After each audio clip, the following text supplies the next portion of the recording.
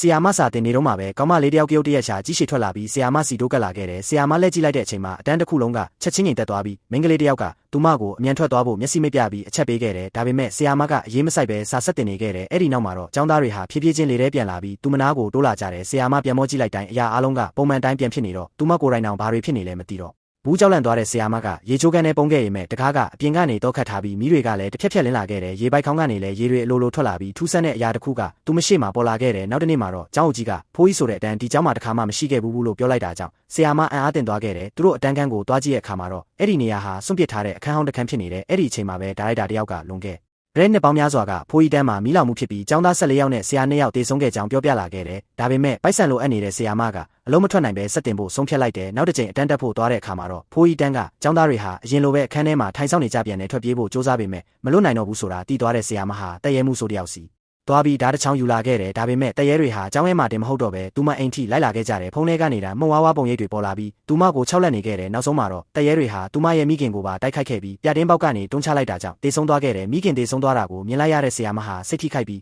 တည့်ရဲကျောင်းသားတွေကိုယူသွတ်တယ်လို့ပြန်တိုက်ခိုက်တော့တယ်ဒါပေမဲ့ရဲတွေရောက်လာတဲ့အချိန်မှာတော့သူမတယောက်တည်းလူတွေကိုတိုက်ခိုက်နေတယ်လို့ပဲမြင်ရပြီးနောက်ဆုံးမှာဖမ်းဆီးခံလိုက်ရပါတယ်